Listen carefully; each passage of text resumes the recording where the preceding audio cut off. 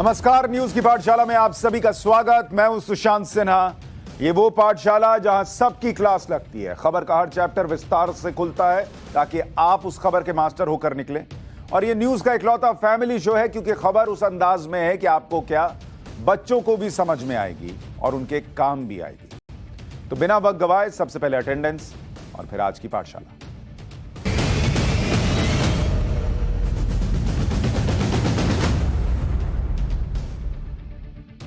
पाठशाला में आज जिन दरगाहों पर हिंदू ने चादर चढ़ाई उसका अनसुना सच आपके लिए लेकर आया हूं, क्योंकि आजकल दरगाहों की बात बहुत हो रही है, सूफी दरगाहों की बात हो रही है, खासकर अजमेर शरीफ का जिक्र हो रहा है। तो एक ऐसा चैप्टर लेकर आया हूं जो इस देश को देखना चाहिए। सूफी दरगाहों का वो इतिहास लेकर आया हूं जो किसी ने नहीं बताया।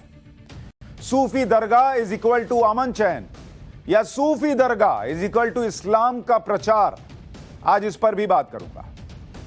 संसद में बैन हुए शब्दों पर फैलाए जा रहे झूठ का चैप्टर भी खोलूंगा और आपको बताऊंगा कि नरेंद्र मोदी ने कौन कौन से शब्द बैन कर दिए जिनसे वो डरते हैं, ऐसा कहा जा रहा है। उस डर का सच क्या है? लेकिन पाठशाला की शुरुआत कर रहा हूं भारत में सूफी दरगाहों से जुड़े अनसुने सच के चैप्टर के साथ।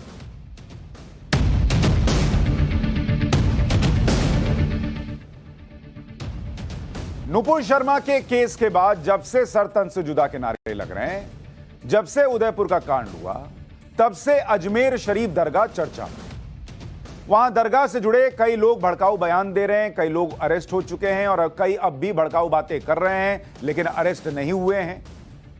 पर इस पूरे मामले से यह बहस छिड़ गई कि जिस दरगाह को हिंदू मुस्लिम एकता का प्रतीक बताया जाता रहा इतने सालों से, हिंदू जा जाकर चादर चढ़ाता रहा है, अभी डर के मारे नहीं जा रहा है कि क्या पता क्या हो वहां नहीं हो। जिस दरगाह पर हिंदू भी माथा टेकने और चादर चढ़ाने हमेशा से जाता रहा, उस दरगाह से जुड़े लोग कैसे भड़काऊ बयान और हिंदू विरोधी बातें कर रहे हैं, ये लोग पूछ रहे हैं। क्योंकि यहां तो अमन शांति की बात हुई, सूफिज्म को प्यार और मोहब्बत की बात बताया गया हमेशा से। इसी बहस में आज हम सूफी दरगाहों का चैप्टर खोल रहे हैं, क्योंकि कई लोग ये कह रहे हैं कि सूफी भारत में इस्लाम के प्रचार प्रसार के लिए आए थे और हमें आज तक यह बात बताई ही नहीं गई कि सूफिज्म का भी एक बड़ा काम इस्लाम का प्रचार प्रसार था, बल्कि हमेशा से यह बताया गया कि यह तो अमन और शांति की बात करने वाली विचारधारा और सोच है। लेकिन दूसरा पक्ष क्यों नहीं बताया गया, आज ये लोग पूछ रहे हैं। और क्या दूसरा पक्ष सही भी है? कुछ लोग कह रहे हैं इसी वजह से असली मानसिकता तो अब दिख रही है जो दिखी नहीं। सवाल यह कि सच क्या है? इन बातों को सुनने के बाद हमने इतिहास के कुछ पन्ने खंगाले और इसके बारे में आगे बताऊंगा कि इतिहास के उन पन्नों में सूफी दरगाहों, सूफिज्म के बारे में हमें क्या मिला। लेकिन इससे पहले यह बताना जरूरी है कि भड़काऊ बयानबाजी में अजमेर शरीफ दरगाह से जुड़ा गौहर चिश्ती अरेस्ट हो गया है। गौहर चिश्ती अजमेर शरीफ दरगाह का खादिम है, उसे हैदराबाद से पकड़ा गया है। वो पिछले कई हफ्ते से फरार चल रहा था और भागा भी तो कहां, हैदराबाद गया। गौहर ही था जो सरतन से जुदा की धमकी दे रहा था। सवाल यह है कि सरवर चिश्ती कब अरेस्ट होगा, जिसने कहा था कि हिंदुस्तान को हिला दूंगा और हिंदुओं की दुकानों के बॉयकॉट की बात कही थी। सवाल यह भी है कि सरवर चिश्ती का बेटा आदिल चिश्ती कब अरेस्ट होगा, जिसने हिंदू आस्था का मजाक उड़ाया और देवी देवताओं पर सवाल उठाए थे। कल मैंने आपको विस्तार से दिखाया था। सूफी दरगाहों का चैप्टर खोलूं उससे पहले जिस गौहर चिश्ती को हैदराबाद से अरेस्ट किया गया उसने क्या बयान दिया था एक बार सुनवाता हूं, क्योंकि ये सारे लोग उन्हीं दरगाहों से जुड़े हैं, अजमेर शरीफ दरगाह से जुड़े हैं। तो इनकी बयान को आप एक बार रिफ्रेश करेंगे तो ध्यान में आएगा कि क्यों आज ये चैप्टर खोल रहा हूं। अगर कोई हमारे हुजूर की शान में गुस्ताखी करेगा तो हम उसकी गुस्ताखी को कतई बर्दाश्त नहीं करेंगे। गुस्ताख रसूल की एक सजा, गुस्ताख रसूल की एक सजा, गुस्ताख रसूल की एक सजा, गुस्ताख रसूल की एक सजा।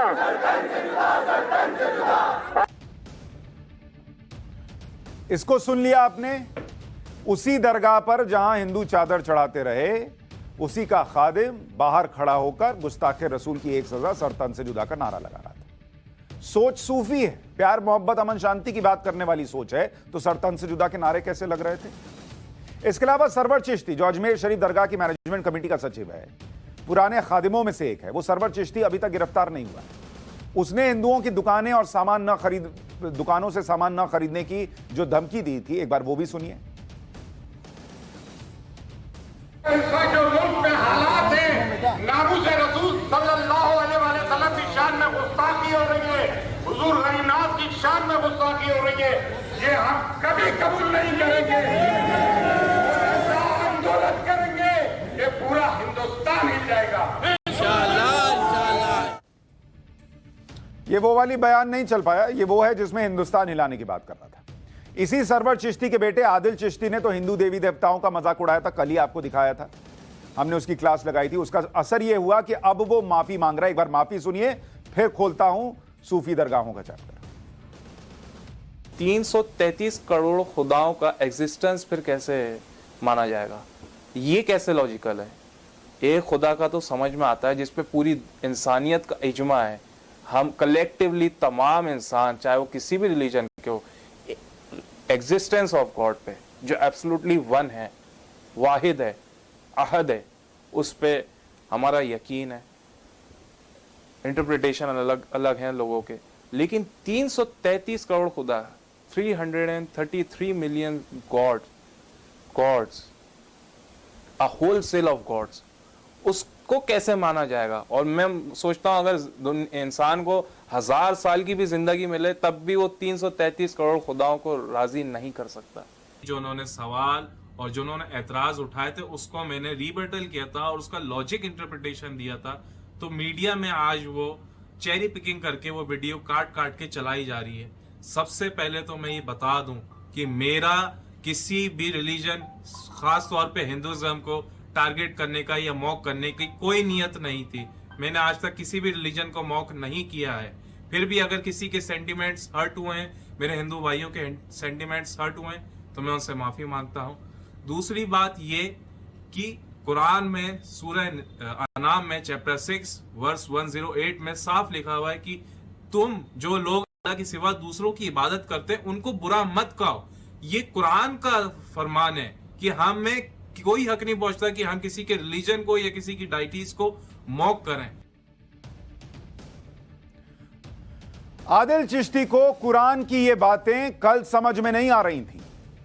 जब कुरान कह रहा है कि दूसरे के धर्म पर सवाल मत उठाओ, तो रिबटल करने के लिए भी तुम्हें किसने बोला? किसी ने हाथ जोड़कर बोला था कि तुम रिबटल करो नुपुर शर्मा को, और तुम्हारा रिबटल स्वीकार होना चाहिए। और नुपुर शर्मा जो उस दिन कर रही थी वो रिबटल नहीं था। वो भी जब कर रही थी और कह रही थी तो किसी के कहने पर ही कह रही थी। तो तुम किसी के कहने पर कहो तो सही, दूसरा किसी के कहने पर कहे तो गलत। तुम फैक्चुअली गलत हो जाओ तो सही, दूसरा फैक्ट क्या बोल रहा है इस पर चर्चा भी मत करो और उसे सूली पर टांग दो। और अब कुरान की बातें याद आ रही हैं जब देश भर में हंगामा हुआ कि इसको अरेस्ट कर लो। ये सभी लोग उस सूफी दरगाह से जुड़े हैं जिसे बड़ी संख्या में हिंदू भी मानते हैं। हमारे देश में अक्सर सूफिज्म को इस्लाम के शांति और भाईचारे के तौर पर दिखाया गया है। स्कूल कॉलेज किताबों में, इतिहास और साहित्य में सूफिज्म के बारे में अच्छी अच्छी बातें लिखी गई हैं। यह दावा किया गया कि सूफिज्म का संदेश अमन, चैन, प्यार, मोहब्बत, शांति और भाईचारे का संदेश है।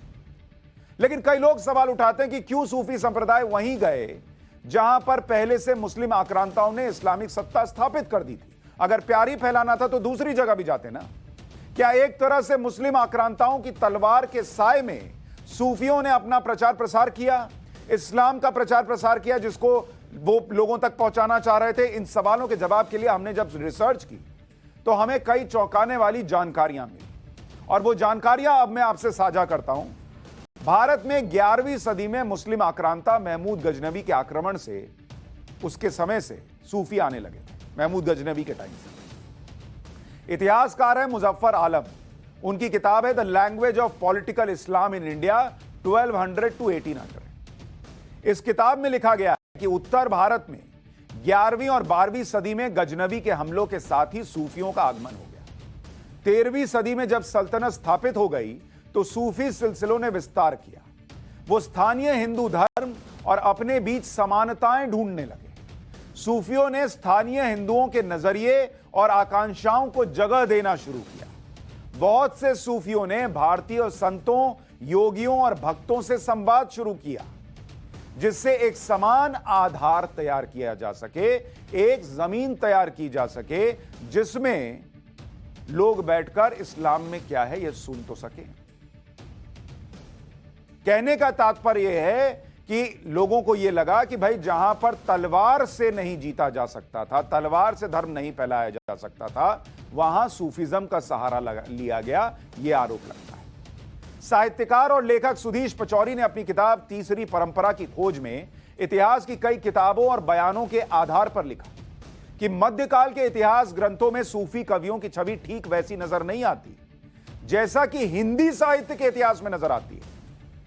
साहित्य के इतिहास में वो सिर्फ कवि हैं, हिंदी साहित्य के, जबकि इतिहास के ग्रंथों में वो इस्लाम के प्रचारक के तौर पर सामने आते हैं।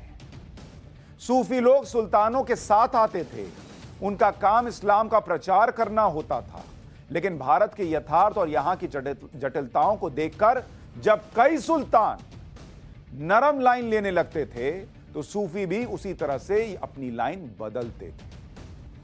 यह लिखा है सुधीश पचौरी साहित्यकार ने अपनी किताब में कि उन्हीं राजाओं और आक्रांताओं के साथ आए, उनकी तलवार के नीचे रहे और यहां पर इस्लाम का प्रचार करने के लिए आए।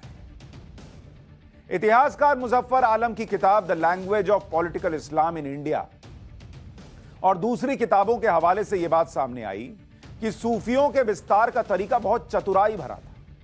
ये लोग इस्लामिक धर्मगुरुओं से अलग तरीके से काम करते थे, लेकिन दोनों का उद्देश्य एक होता था। जिन इलाकों को मुस्लिम आक्रांता जीतता था, उन इलाकों में इस्लाम को सूफी मजबूत करते जाते थे। इसके लिए सूफी भारत के धार्मिक और आध्यात्मिक गुरुओं से संवाद करते, उनकी बातों को अपनी रचनाओं में शामिल कर लेते और यह सब इस्लाम के प्रचार प्रसार में काम आती थी। भारत में तुगलक सुल्तानों के समय में एक इतिहासकार था जियाउद्दीन बर्नी।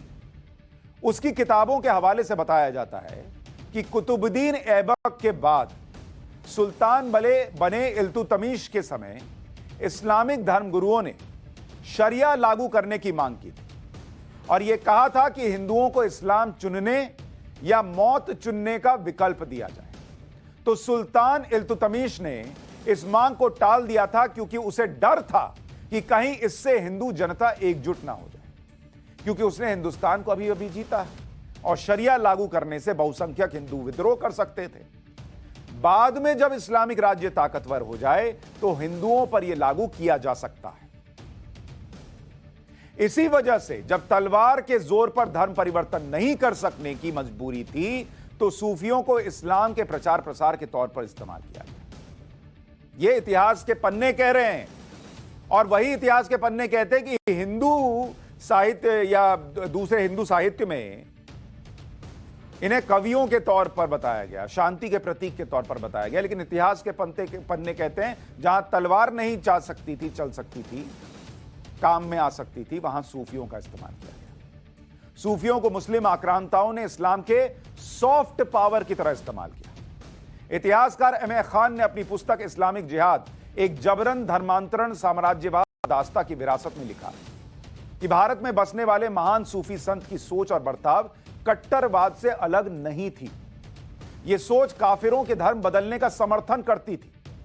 भारत में बसे प्रसिद्ध सूफी संतों ने इस्लाम की जीत के लिए हिंसक जिहाद का समर्थन किया। जब शांति के प्रतीक थे तो जिहाद का समर्थन कैसे कर रहे थे? काफिरों का धर्म बदलने का समर्थन कैसे कर रहे थे? भारत में बसने वाले सूफियों का मकसद उलेमाओं से अलग नहीं था, यह भी किताब में लिखा गया है।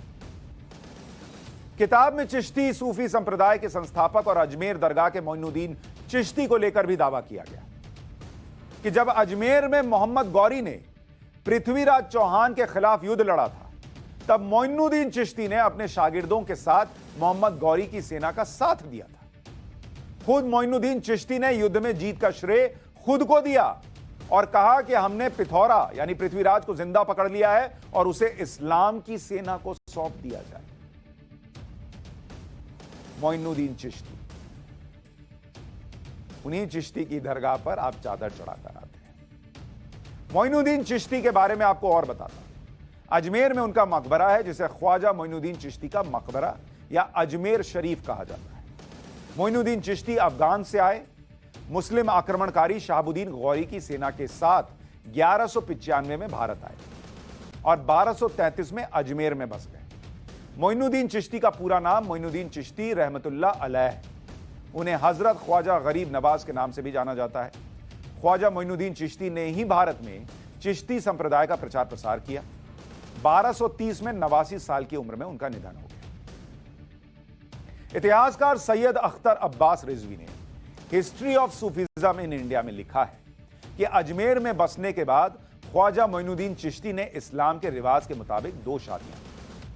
अपनी पहली पत्नी के साथ वो 27 साल तक रहे। उनकी दूसरी पत्नी एक लोकल हिंदू सरदार की बेटी थी जिसे युद्ध में बंदी बनाया गया था। इसी तरह से इतिहासकार एम ए खान ने अपनी किताब इस्लामिक जिहाद, एक जबरन धर्मांतरण, साम्राज्यवाद और दास्ता की विरासत में मशहूर सूफी संत निजामुद्दीन औलिया के बारे में लिखा कि निजामुद्दीन औलिया ने रूढ़िवादियों की हां में हां मिलाते हुए यह कहा कि मौत के वक्त काफिरों को सजा मिलेगी, काफिरों को सजा मिलेगी मौत के वक्त। उस वक्त उन्हें इस्लाम में विश्वास होगा, लेकिन मौत के वक्त काफिरों का विश्वास भी मंजूर नहीं होगा। पुनरुत्थान के दिन जब काफिरों को सजा मिलेगी तब वो इस्लाम में अपना विश्वास जताएंगे, लेकिन उन्हें फायदा नहीं होगा। इस्लाम में विश्वास हो जाने के बाद भी वो नरक में जाएंगे। निजामुद्दीन औलिया, जिनकी दरगाह पर वही सो कॉल्ड काफिर या हिंदू जाकर चादर चढ़ाते हैं, वो भी उसी कट्टरवादी सोच के तहत उस वक्त कह रहे थे कि इन्हें मौत के वक्त समझ में आएगा और जब तक समझ में आएगा तो इनको नरक में भी जगह नहीं मिलेगी। चिश्ती संप्रदाय सहित भारत में सूफियों के 4 संप्रदाय प्रसिद्ध हैं। पहला संप्रदाय सुहरावर्दिया है, जिसके प्रवर्तक अबू अल नाजिब सुहरावर्दी थे। भारत में इसका प्रचार शेख बहादुद्दीन जकारिया थे, जो खास तौर पर तत्कालीन भारत के पंजाब और मुल्तान के इलाके में सीमित था। दूसरा संप्रदाय चिश्ती है, जिसके संस्थापक मोइनुद्दीन चिश्ती थे। मोहम्मद गौरी की सेना के साथ भारत आए, अजमेर में रहे, जिनके बारे में अभी बताया। निजामुद्दीन औलिया, अमीर खुसरो, मलिक मोहम्मद जायसी इन्हीं परंपरा के थे। तीसरा संप्रदाय कादिरिया संप्रदाय है, जिसके प्रवर्तक 13वीं सदी के शेख अब्दुल कादिर जिलानी थे, जो बगदाद में रहते थे। औरंगजेब का भाई दारा कादिरिया संप्रदाय का अनुयायी था और बिहार में सूफी मत का प्रचार करने वाले फकीर मखदूम शाह भी इसी संप्रदाय से थे। और चौथा संप्रदाय जो आता है वो है नक्शबंदिया संप्रदाय, जिसके प्रवर्तक बहाउद्दीन नक्शबंद थे। वो तुर्किस्तान से आए थे। ये पूरा इतिहास आपको सूफी का बता रहा हूं। भारत की सूफी परंपरा में चिश्ती घराना सबसे पुराना है, जिसमें अब तक कई सूफी संत हैं। भारत आने वाले पहले सूफी संत शेख अबुल हसन अल हुज़विरी थे, जो 1027 के दौर में भारत आए। शेख हुज़विरी ने सूफी परंपरा की प्रसिद्ध किताब कशफुल महजूब लिखी हुई। उसके बाद ख्वाजा मोइनुद्दीन चिश्ती, जिनके बारे में अभी बताया कि वो आए। ख्वाजा मोइनुद्दीन के बाद ख्वाजा कुतुबुद्दीन बख्तियार काकी उनके उत्तराधिकारी बने। ख्वाजा कुतुबुद्दीन 1211 में भारत आए थे और दिल्ली में बस गए। ख्वाजा कुतुबुद्दीन के बाद उनके शिष्य हजरत ख्वाजा फरीदुद्दीन उत्तराधिकारी बने, जिन्हें बाबा फरीद भी कहते हैं। बाबा फरीद के पिता महमूद गजनवी के भतीजे थे। बाबा फरीद के बाद उनके शिष्य निजामुद्दीन औलिया उत्तराधिकारी बने, जिनकी दरगाह दिल्ली में है। निजामुद्दीन औलिया के बाद उनके शिष्य शेख नसीरुद्दीन महमूद चिश्ती घराने के उत्तराधिकारी बने। इनको चिराग देहलवी कहा जाता है। आपको यह भी बता देता हूं कि सूफी कौन थे और सूफी का मतलब क्या होता है। दरअसल इसको लेकर अलग अलग मान्यताएं हैं। एक मान्यता यह है कि सूफी शब्द की उत्पत्ति अरबी भाषा के सफा शब्द से हुई, जिसका मतलब है शुद्धता या पवित्रता। फिर दूसरा अर्थ यह बताया जाता है कि वो व्यक्ति जो ऊन से बने कपड़े पहनता है। यह भी संभव है कि यह शब्द सफा से निकला हो, जो मदीना में मोहम्मद साहब द्वारा बनाई गई मस्जिद के बाहर एक चबूतरा था, जहां अनुयायियों की मंडली धर्म के बारे में जानने के लिए इकट्ठा होती थी। कोई कहता है यह शब्द ग्रीक भाषा के शब्द सोफिया से लिया गया है, जिसका मतलब है अकलमंदी या समझदारी। सूफीवाद में इस्लाम की उदार व्याख्या की गई। इस्लाम में कुछ आध्यात्मिक लोगों का रहस्यवाद और वैराग्य की ओर झुकाव बढ़ा। इन्हें ही सूफी कहा जाने लगा। इन लोगों ने क्या किया कि रूढ़िवादी परिभाषाओं और धर्माचार्यों की तरफ से जो कुरान और सुन्ना की बौद्धिक व्याख्या की गई थी, उसकी आलोचना की। इसके विपरीत इन्होंने मुक्ति की प्राप्ति के लिए भक्ति और ईश्वर के आदेशों के पालन पर जोर दिया। उन्होंने पैगंबर मोहम्मद के अनुसरण की सीख दी। सूफियों ने कुरान की व्याख्या अपने निजी अनुभवों के आधार पर की। सूफी ईश्वर की आराधना प्रेमी और प्रेमिका के रूप में करते हैं और शुरुआती सूफी साधकों में अल हसन, इब्राहिम बिन अदम, अयाज, राबिया और मंसूर आदि का नाम अहम है। और सूफियों को भी पक्का मुसलमान ही माना जा सकता है क्योंकि वो दिन में 5 बार नमाज भी पढ़ते थे, रोजे रखते थे। माना जाता है कि सूफी मत का इतिहास तब से प्रारंभ होता है जब मोहम्मद साहब मक्का से मदीना गए थे। शुरुआत में सूफियों को इस्लाम में अच्छी नजर से नहीं देखा जाता था। बाद में भले वो कहा गया कि इस्लाम के एक तरीके से सॉफ्ट पावर थे कि भाई कन्वर्जन में या इस्लाम के प्रचार में काम आए, लेकिन शुरू में इनको एक्सेप्ट नहीं किया जा रहा था। काजियों और मुल्लाओं की नजर में सूफियों को काफिर माना जाता था और उन्हें फांसी देने और सर तन से जुदा करने का चलन शुरू हो गया था। 10वीं सदी में ईरान में जन्मे मंसूर अल हल्लाज प्रसिद्ध सूफी संत थे जिन्होंने अन हलक यानी अहम ब्रह्मास्मि का नारा दिया। तो उन्हें बगदाद में 9 साल तक जेल में रखा गया, 1000 कोड़े लगाए गए, हाथ पैर काट दिए गए, फिर फांसी पर लटका दिया गया और फिर उनकी लाश को फरात नदी में बहा दिया गया कि तुमने अहम ब्रह्मास्मि कैसे कह दिया। इसी तरह से 1661 में औरंगजेब ने सूफी फकीर सरमद का सर कटवा दिया क्योंकि वो भी कट्टर इस्लाम से अलग ईश्वर से एकाकार होने को अपना ध्येय मानता था। और सूफी फकीर सरमद औरंगजेब के भाई दारा शिकोह का मित्र भी था और गुरु भी था, जिसे उत्तराधिकार की लड़ाई में औरंगजेब ने सिर काटकर आगरा में कैद अपने पिता शाहजहां के पास भिजवा दिया था। एनसीईआरटी की किताबों में जो लिखा है उसके मुताबिक क्या मिलता है? उसके मुताबिक भारत आने वाले पहले सूफी संत अबुल हसन अल हुजविरी थे। अबुल हसन अफगानिस्तान के गजनी इलाके के रहने वाले थे। 1039 में अबुल हसन तुर्की सेना के कैदी के रूप में सिंधु नदी पार करके लाहौर पहुंचे। अबुल हसन अल हुजविरी ने कश्फ उल महजूब किताब लिखी जिसमें सूफीवाद और उसके मतलब के बारे में बताया गया है। 1073 में हुजविरी की मौत हुई और लाहौर में उन्हें दफनाया गया। सुल्तान महमूद गजनी के पोते ने उनकी मजार पर दरगाह बनवा दी जिसे दाता गंज बख्श के नाम से जाना जाता है। ये एनसीईआरटी की किताब है। इतिहासकार अहमद खान ने अपनी किताब में मुस्लिम शासकों के जुल्म और उस पर सूफी संतों की चुप्पी का भी जिक्र किया। किताब में लिखा गया है कि भारत में मुस्लिम शासकों ने हिंदुओं के खिलाफ जिहाद छेड़ दिया था। युद्ध में बड़े पैमाने पर हिंदुओं का नरसंहार हुआ। सैकड़ों हजारों महिलाओं और बच्चों को जबरन इस्लाम कबूल करने के लिए बंदी बनाया गया। किसी भी प्रसिद्ध सूफी संत ने, प्यार मोहब्बत के प्रतीक थे ना, किसी भी प्रसिद्ध सूफी संत ने मुस्लिम शासकों के इस क्रूर बर्ताव के खिलाफ कभी आवाज नहीं उठाई। भारत के किसी बड़े सूफी संत ने कभी इसके खिलाफ बयान तक नहीं दिया। कभी इन संतों ने मुस्लिम शासकों से यह नहीं कहा कि उन्हें यह घिनौना काम नहीं करना चाहिए। इसकी बजाय उन्होंने इस बर्बरता में शासकों का साथ दिया, उन्हें बढ़ावा दिया और इसका हिस्सा भी बने। ये इतिहास के पन्नों में मिलता है सूफिज्म का वो चेहरा, वो पन्ना जो बताया नहीं जाता। लेकिन हमने सोचा कि इस पर रिजवान अहमद भाई को भी इनवाइट करें क्योंकि उनका इस सब्जेक्ट पर अच्छा खासा ज्ञान है और वो इसके बारे में जानकारी भी रखते हैं और वरिष्ठ वकील हैं, सब जानते हैं उन्हें। रिजवान भाई बहुत बहुत स्वागत आपका। सॉरी थोड़ी देर आपको पाठशाला में बाहर बैठकर वेट करना पड़ा, लेकिन जो चैप्टर अभी तक बहुत अच्छा लगा जो चैप्टर मैंने अभी तक बताया है और आपकी जानकारी जो है, क्या वो दोनों मैच होते हैं? क्या सूफी संत सिर्फ प्यार मोहब्बत फैलाने आए थे या इस्लाम फैलाने आए थे? आपकी जानकारी क्या कहती है? जी शुक्रिया। देखिए, एक बेसिक सवाल आपसे और आपके सम्मानित दर्शकों से, एक बेसिक सवाल पूरी कहानी का धागा खोल देगा।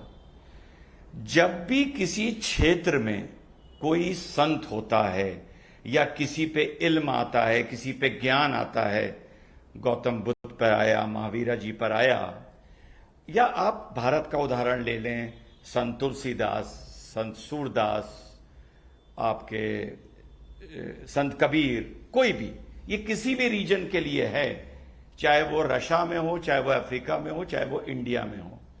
बिल्कुल बेसिक सवाल बता रहा हूं जो हर चीज का धागा खोल देगा। उस संत ने ज्ञान जो भी उसको अपनी मेहनत से या अपने मेडिटेशन से या अपनी पूजा से किसी से मिला, वो ध्यान उसने बांटा कहां? उस ध्यान की दम पर उसने कौन से समाज को ज्ञान देने की कोशिश की, कौन से समाज को अच्छा करने की कोशिश की? सिंपल सा सवाल है, सिंपल सा जवाब है। भाई, तुम जहां तुम्हें ज्ञान मिला, तुमने वहीं वो ज्ञान बांटा। सिंपल। ये पूरी दुनिया में लॉजिक फिट होती है। संत तुलसीदास, संत सूरदास, हमारे संत कबीर, संत रामानंद, किसी का आप नाम ले लें, आप एक तरह से अगर माने ज्ञान की दृष्टि से, तो बुद्धा जी को भी ज्ञान मिला था।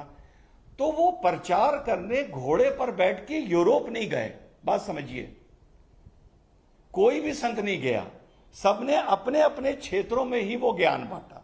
तो मूल सवाल ये उठता है कि अगर सेंट्रल एशिया में, अर्ली डे पर्जिया में, आज का दिन जो ईरान हो गया, तुर्की में, अगर कुछ लोगों को कुछ ज्ञान आया, अगर खुदा से जुड़ने का एक उनके जहन में नया तरीका आया, उनके जहन में इबादत का एक नया तरीका आया, तो वो जगहें तो अपने आप में बड़ी खूबसूरत थी। बड़ा वहां पर झरने भी, पानी भी, नदियां भी, पहाड़ भी, बर्फ भी, आबो हवा बहुत अच्छी है वहां की।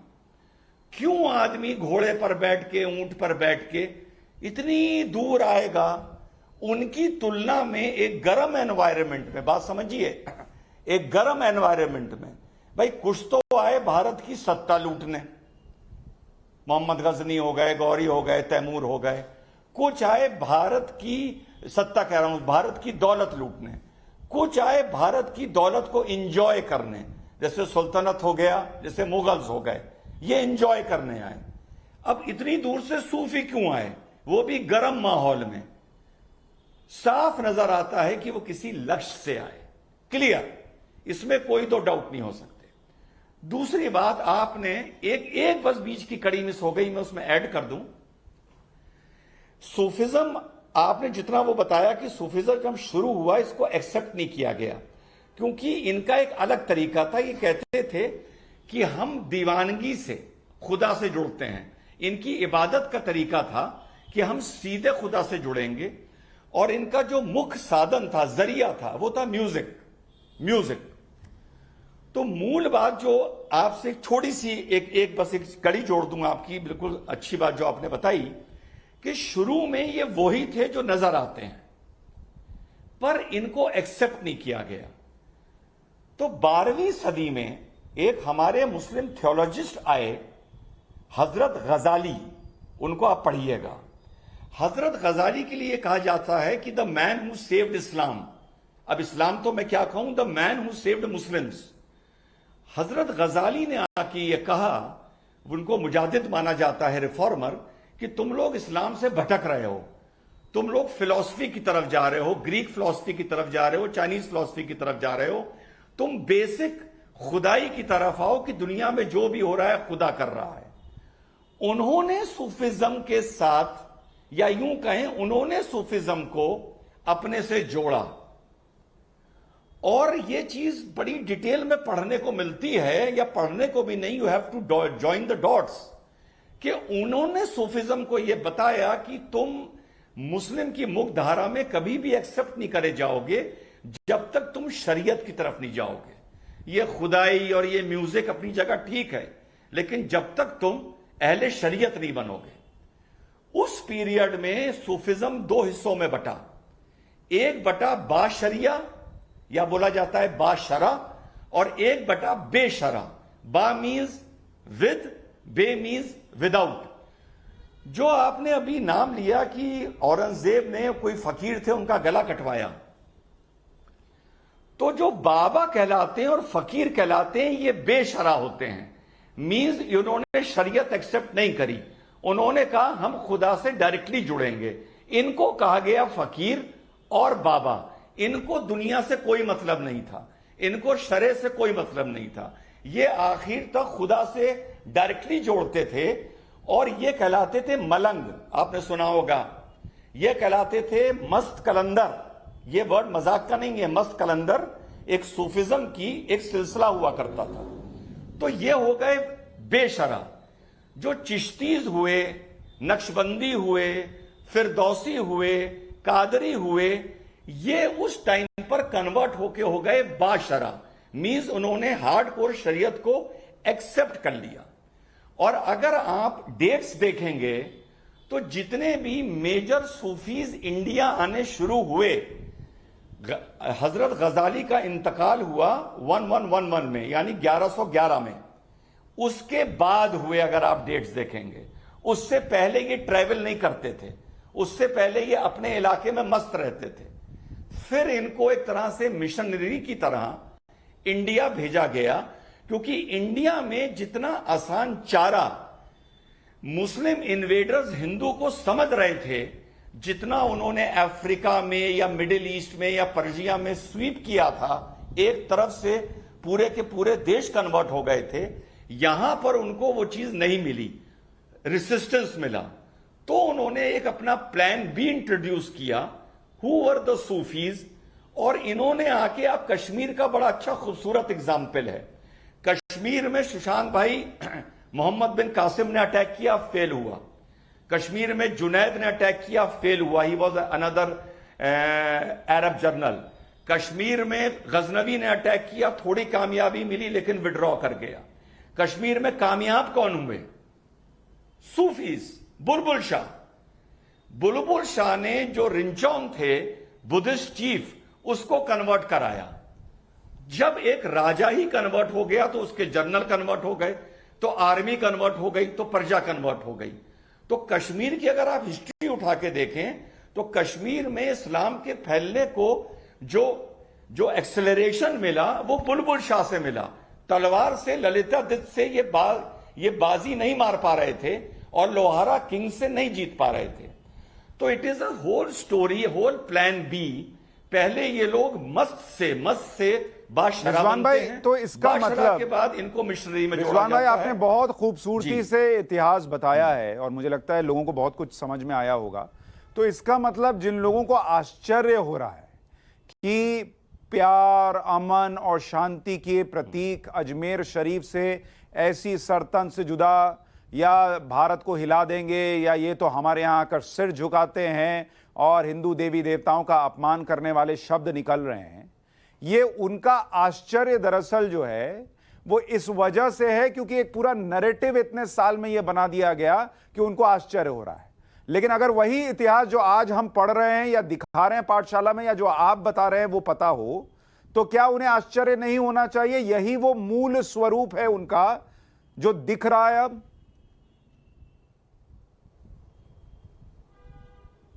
जी देखिए, बड़ी आसान तरीके से बताता हूं। कश्मीर को लीजिए, अपने नॉर्थ ईस्ट को लीजिए।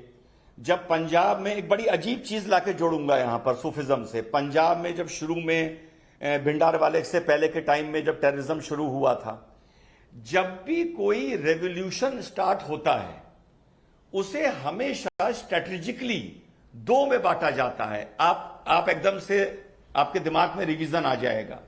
एक होता है गरम दल, एक होता है नरम दल। अब JKLF एकदम से नरम दल बन गया था। भिंडारवाले के टाइम पे मैं उनका नाम भूल रहा हूं, शायद लोंगोवाला थे, जो नरम दल के कहलाते थे, जो निगोशिएशन करते थे। तो जो मुस्लिम एक्सपेंशन था उसका गरम दल अलग था, नरम दल अलग था। सूफिज्म उसके नरम दल का हिस्सा था, ना कि गरम दल का। ओके, तो अभी वही सोच आज भी चल रही है या आपको लगता है उस सूफिज्म में कोई परिवर्तन आया है?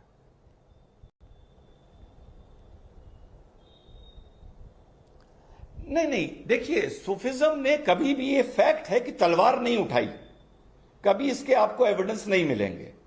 नहीं, तो मैं ये पूछ रहा हूं रिजवान भाई, मेरा प्रश्न ये है कि क्या वो अभी भी वही काम कर रहे हैं जिसके लिए आए थे? जी नहीं। अब रिसेंट हिस्ट्री में सूफिज्म ने किसी को कन्वर्ट करने का कोई रैकेट चलाया हो, कुछ ऐसी चीज चलाई हो, यह देखने को नहीं मिलता। और इनका बस एक चीज मैं आपको बड़ी इंटरेस्टिंग बता दूं, इनका जो हथियार कहें या इनकी खुलूसियत कहें, इनका म्यूजिक है। सुशांत भाई इनके म्यूजिक में वो कशिश है, वो ताकत है कि आप बस इनका म्यूजिक सुनने बैठ जाइए, आप उठ नहीं पाएंगे। ये फैक्ट बता रहा हूं मैं। वो म्यूजिक आपको लपेटना शुरू करेगा और आप 2 घंटे बाद मौला मौला या मौला मौला मौला करते नजर आएंगे। और जो उस म्यूजिक की तरफ जो खिंचा, जो उसकी तरफ पुल हुआ, वो फिर आसानी से वापस नहीं आ पाता। सो इनका बड़ा पोटेंट हथियार है म्यूजिक, और इनका म्यूजिक वाकई आदमी की रूह तक घुस जाता है अगर आप इनकी कव्वालियां सुने या इनकी नज़में सुने। लेकिन एक आखिरी प्रश्न कि क्या जब इतना कहा जाता है कि इनके अंदर सौम्यता है, आपने खुद कहा कि ये नरम दल कह लीजिए, अगर ये सौम्य है, सब कुछ है, तो अचानक इतने कट्टर बयान कैसे आने लगे जो अभी नुपुर शर्मा मामले में सुनने को मिल रहे हैं? जी, ये एक देखिए, हमारे हिंदुस्तान में कितने सारे सिलसिले चल रहे हैं, कश्मीर से लेके यहां तक। औलिया साहब के यहां से कोई बयान नहीं आया, कादरी से कोई बयान नहीं आया, फिरदौसी से कोई बयान नहीं आया, नक्शबंदियों से कोई बयान नहीं आया, ऋषि से कोई बयान नहीं आया, कश्मीर के किसी सूफी से बयान नहीं आया। इसको मैं एक एक्सेप्शन मान सकता हूं, क्योंकि सूफीज ने वॉयलेंस किसी हिस्ट्री में नहीं किया। खुद वो नरम दल का हिस्सा थे, वो दूसरे के लुटने पिटने के बाद उसको समझाते थे, म्यूजिक से अट्रैक्ट करते थे, पीछे से फंड्स लेते थे, वो एक अलग बात है, लेकिन तलवार कभी नहीं उठाई। इसको मैं एक एक्सेप्शन मानूंगा, क्योंकि पूरे हिंदुस्तान में और कहीं से किसी भी दरगाह से, कश्मीर से लेके नीचे तक कोई ऐसा बयान नहीं आया। ये वाकई एक शॉकिंग चीज है कि इतना नंगा बयान, इतना गंदा बयान बार बार चिश्तीज के यहां से आ रहा है, और ये पहली बार नहीं है। 1992 में चिश्तीज ने अजमेर में बहुत गंदा कांड किया था। 4 चिश्ती फंसे थे फारूक चिश्ती के साथ। 800 लड़कियों का अनऑफिशियल रिकॉर्ड है, ब्लैकमेल करके बलात्कार हुआ था चिश्तीज एंड कंपनी के थ्रू, जो कांग्रेस के टाइम पर दबा दिया गया। तो चिश्तीज का जो बैकग्राउंड है, इस पर वाकई वर्क होना चाहिए और इस पर नजर रखनी चाहिए कि ये आगे क्या कर सकते हैं, गॉड नोस। ठीक है, कुछ जो जानकारी हमारे पास उस मामले की थी वो हमने कल बताया भी था। आंकड़ा भले अलग हो सकता है, आप कुछ क्लेम कर रहे हैं, वो आपका क्लेम है, लेकिन हमने जो हमारे पास जानकारी थी वो उस हिसाब से बताया था। लेकिन रिजवान भाई, बहुत बहुत शुक्रिया, आज आपने हमारे इस चैप्टर को थोड़ा और लोगों तक सरलता से पहुंचने में बहुत मदद की है। बहुत धन्यवाद आपका। पाठशाला में अब उन शब्दों का चैप्टर जिनको संसद के अंदर बैन किए जाने को लेकर बहुत भ्रम फैलाया जा रहा है।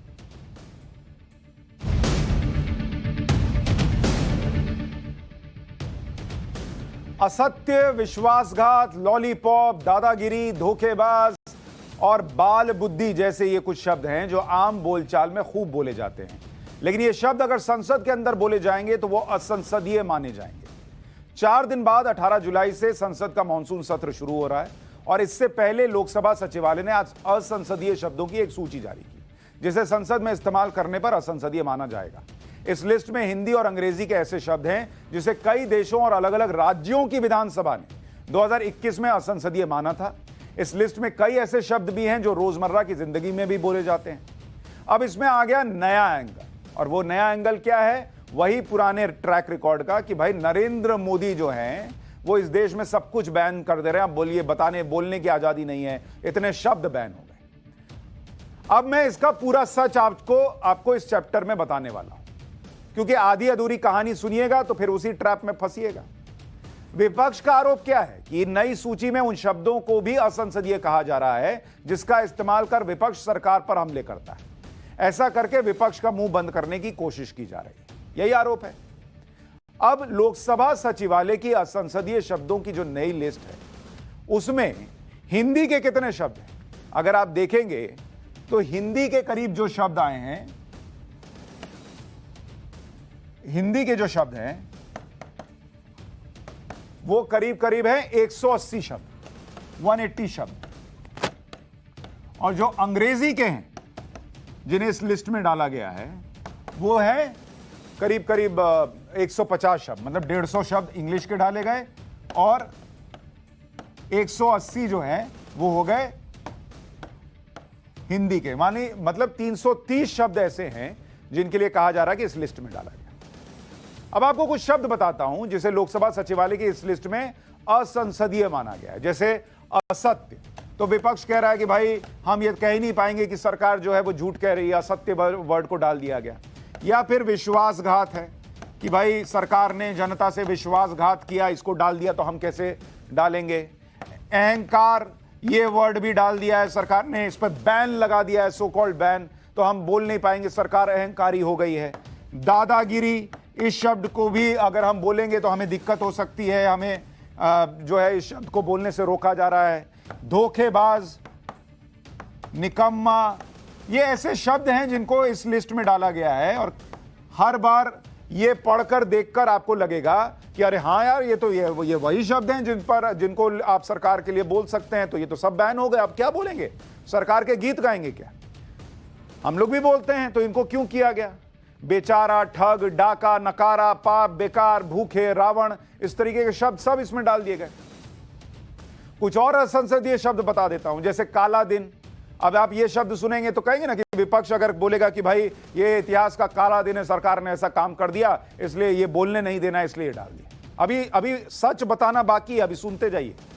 काला सत्र, खरीद फरोख्त, गुंडों की सरकार, ठेंगा दिखाना, तानाशाही, जुमलाबाजी, बेलगाम, षड्यंत्र, शकुनी, जयचंद, विनाश पुरुष, बेशरम, भ्रष्टाचार, लॉलीपॉप। लॉलीपॉप वर्ड भी डाला हुआ है, लोग कह रहे हैं लॉलीपॉप वर्ड कैसे आ गया। विश्वासघात, शर्मनाक, खालिस्तानी, खून से खेती, दोहरा चरित्र, बहरी सरकार, तड़ी पार, उल्टा चोर कोतवाल को डांटे, चोर चोर, मौसेरे भाई, ये सब इसमें पड़ गया।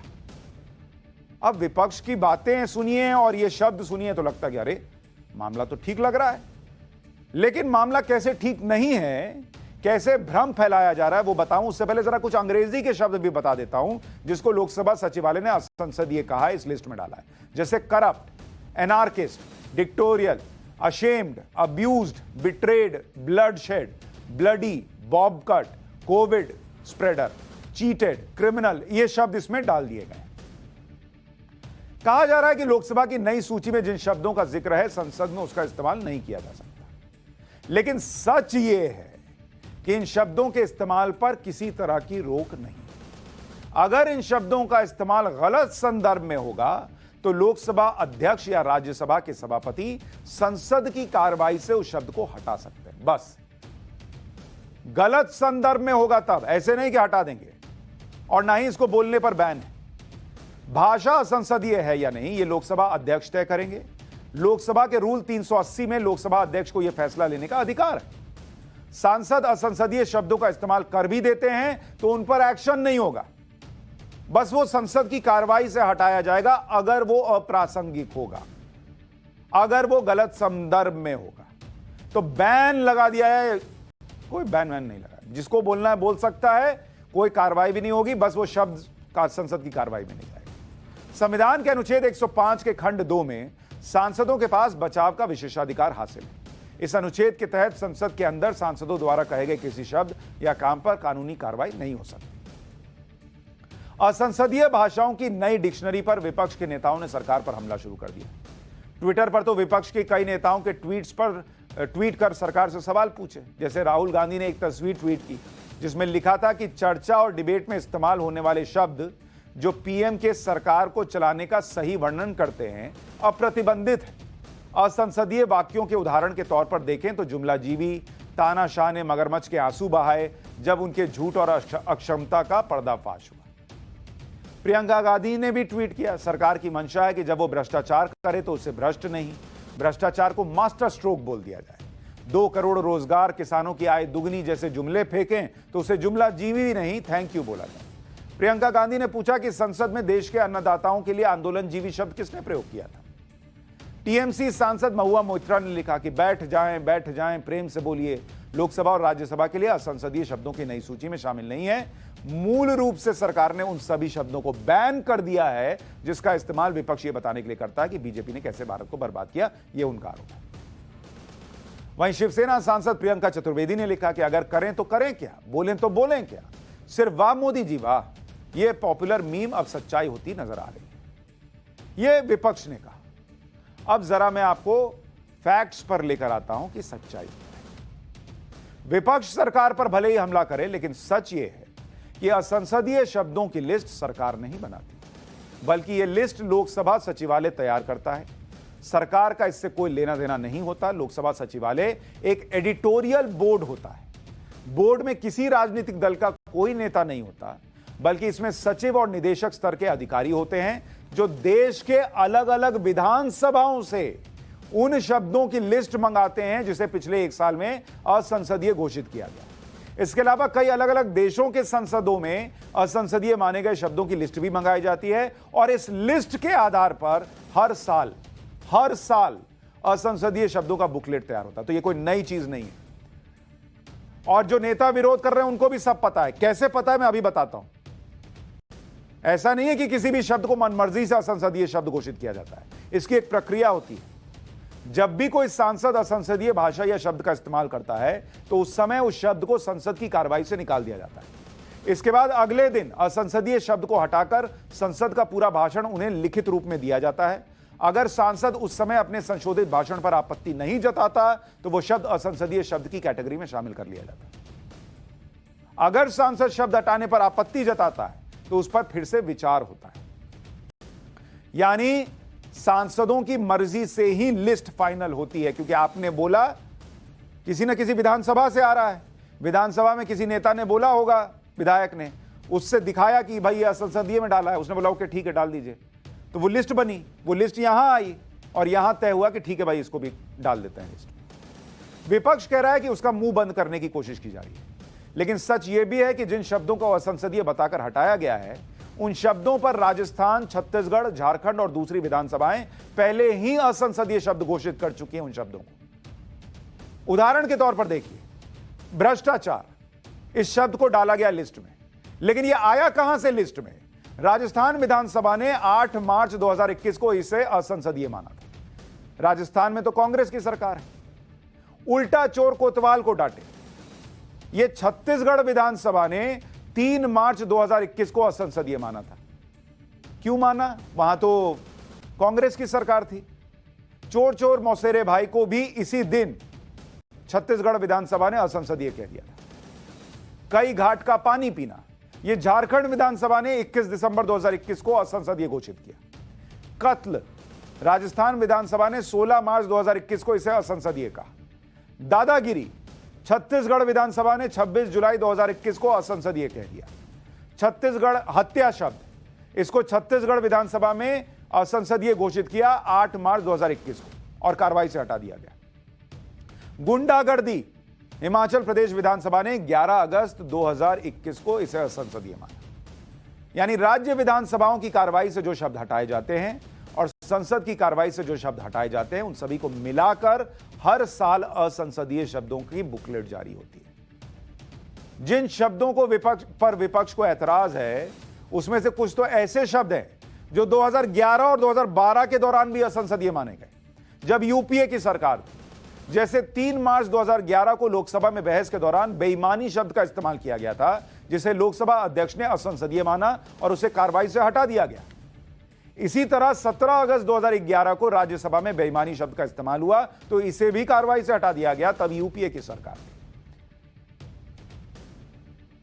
तब अगर लॉजिक यही है कि इन शब्दों पर बैन, सो कॉल्ड बैन लगाने का मतलब होता है कि भाई आप विपक्ष का मुंह बंद कर रहे हैं, तो क्या यूपीए की सरकार, मनमोहन सिंह की सरकार, राहुल गांधी की उस वक्त की सरकार, सोनिया गांधी की सरकार, क्या उस वक्त के विपक्ष का मुंह बंद कर रही थी कि वो बेईमानी शब्द ना बोले? 21 मार्च 2012 को पहली बार शेम शब्द को संसद की कार्रवाई से हटाया गया था। अब आप कहेंगे शेम शब्द तो हटा हुआ है, लेकिन आपने कितनी बार सुना है कि सांसद ऐसे ठोकते हैं, शेम शेम बोलते हैं ना? तो आपके सामने है ना, शेम बोलने पर बैन नहीं है, लेकिन अप्रासंगिक तरीके से, गलत तरीके से बोलिएगा तब उसको हटाया जा सकता है। ये एक लाइव एग्जांपल है। 20 मार्च 2012 को चीटिंग शब्द को राज्यसभा की कार्रवाई से निकाल दिया गया। 13 मार्च 2012 को चोरी और लूट शब्द को पहली बार असंसदीय मानकर लोकसभा की कार्रवाई से निकाल दिया गया। 13 मार्च 2012, उस वक्त मनमोहन सिंह प्रधानमंत्री थे। चोरी और लूट को हटा दिया गया। कोई पूछे राहुल गांधी के लॉजिक से या प्रियंका वाड्रा के लॉजिक से कि चोरी और लूट हटाने का मतलब क्या था, कि मनमोहन सिंह के जमाने में जो इतने बड़े बड़े घोटाले आ रहे थे उनका जिक्र ना हो, मुंह बंद करने की कोशिश थी अगर उनका लॉजिक चले तो। इसी तरह 27 अप्रैल 2012 को झूठ शब्द को भी कार्रवाई से हटाया गया। 17 नवंबर 1966 में 1966 में भ्रष्ट और भ्रष्ट आदमी, इन दोनों शब्दों को लोकसभा में बहस के दौरान असंसदीय माना गया और कार्रवाई से हटाया गया। इसी बहस में अयोग्य शब्द को भी असंसदीय माना गया और कार्रवाई से हटाना पड़ा, अयोग्य को भी हटाना पड़ा। वैसे भी असंसदीय शब्दों की लिस्ट जारी करना नया नहीं है। यह परंपरा 1954 में शुरू हुई थी। तब ऐसा होता था कि असंसदीय शब्दों की एक बुकलेट जारी होती थी और जब इसमें कोई शब्द जुड़ते या हटाए जाते थे तो फिर से बुकलेट छापी जाती थी। अलग अलग समय पर 1986, 1992, 1999, 2004, 2009, 2010 में असंसदीय शब्दों का एक बुकलेट जारी किया गया। 2011 में असंसदीय शब्दों की सूची हर साल जारी होने लगी। इसमें राज्यों की विधानसभाओं से भी हटाए गए असंसदीय शब्दों को जोड़ा जाता रहा। इसलिए आज लोकसभा अध्यक्ष ओम बिरला असंसदीय शब्दों की सूची जारी होने पर यह साफ कर रहे थे कि संसद के अंदर किसी भी शब्द को बैन नहीं किया गया है, बल्कि इसे केवल असंसदीय घोषित किया गया है। उन्होंने यह भी कहा कि 2021 में सूची में जिन शब्दों को असंसदीय कहा गया उनमें वो शब्द भी शामिल हैं जो सत्ता पक्ष ने विपक्ष को कहे थे। मतलब विपक्ष को जो शब्द सत्ता पक्ष ने कहे वो भी डाले गए हैं। ऐसा नहीं है कि वही शब्द डाले गए हैं जो विपक्ष ने पक्ष को कहे थे। यहां पर यह भी समझना होगा कि ऐसा नहीं है कि सिर्फ विपक्षी असंसदीय शब्दों का इस्तेमाल नहीं कर पाएगा, बल्कि सत्ता पक्ष के नेता भी विपक्षी नेताओं के बारे में असंसदीय शब्द नहीं बोल पाएंगे अगर वो अप्रासंगिक होंगे। बोलने को तो बोल सकते हैं। अब ऐसा नहीं है कि कोई वहां पर ठोक कर नहीं बोलेगा शेम शेम, बोल ही रहे हैं। यानी अगर विपक्ष सत्ताधारी दल के नेताओं को भ्रष्टाचारी नहीं बोल पाएगा तो सत्ता पक्ष के लोग भी विपक्षी नेताओं के खिलाफ ऐसे शब्दों का इस्तेमाल नहीं कर पाएंगे, क्योंकि सत्ता पक्ष के लोग भी पूर्व सरकारों को लेकर बहुत कुछ कह सकते हैं। तो यह था उस सो कॉल्ड बैन का चैप्टर जो बैन है ही नहीं। इसीलिए कहता हूं कि विपक्ष कई बार ऐसे मुद्दे बनाता है जिसका कोई सिर पैर नहीं होता, और पब्लिक जब ऐसे मुद्दों की लिस्ट देखती है तो उसको अगली बार जब वो कोई गंभीर मुद्दा भी लेकर आएगा तो यकीन नहीं होता।